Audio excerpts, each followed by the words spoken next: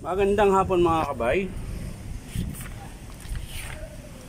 Bali kasamahan pa rin to mga kabay sa nirepair ko kanina na Stanley na letter D. Pares pa rin yung number 39070D. Ayan. Pang-apat po to mga kabay, 5 kasi to eh. Ayun pang-5. So ito gumagana din mga kabay, kaso lang iba din yung tunog.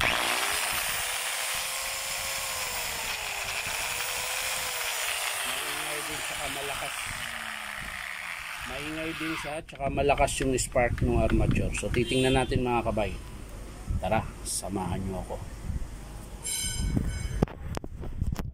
Tarantantan. Ayan, buksan natin mga kabay para malaman natin sa loob kung anong dahilan.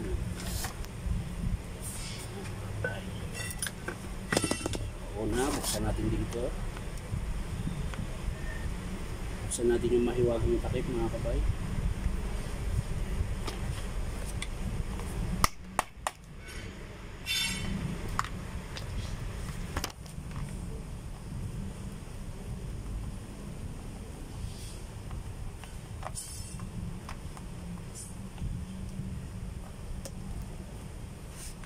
Maiksi na yung carbon mga kabay.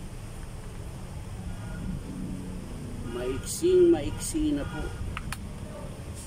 Ayun.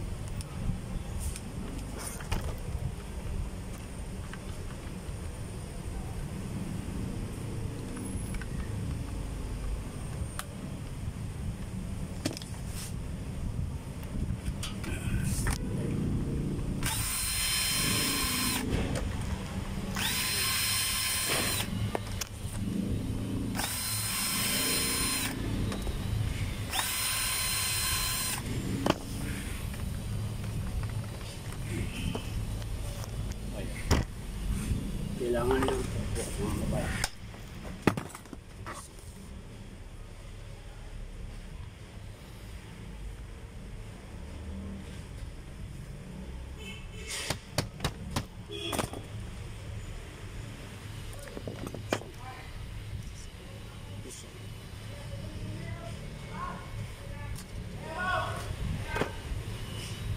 Bakit?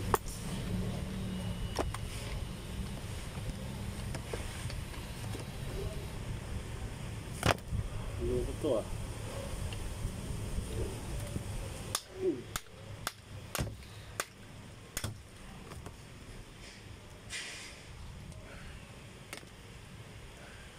Ganun din to mga kabay oh.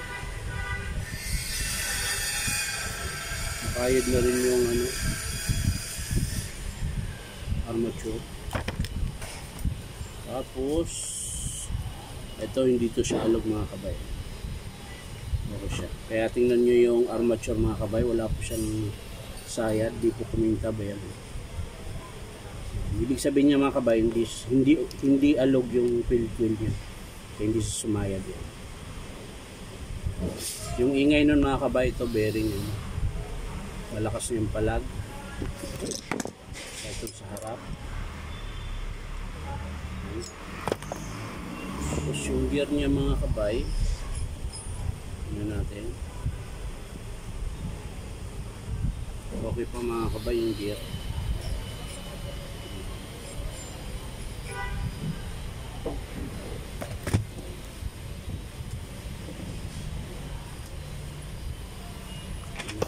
Dito mga kabay sa likod.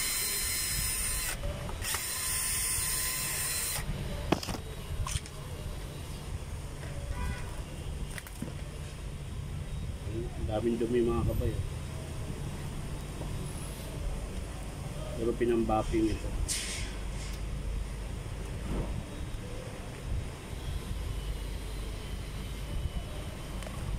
So yun lang mga kabay, yung sira. Ang armature. Tama po yung commutator niya. Kaya masiklab yung andar. Tsaka bearing at carbon brush. Ayun po yung carbon brush mga kabay. So kung sakasakali approve ng customer mga kabay, yun lang po papalitan natin. Armature, bearing 607, tsaka carbon brush. So maraming salamat mga kabay sa panonood at like and share na video. Yan. Yan lang talaga mga kabay. So, maraming salamat. Bye-bye.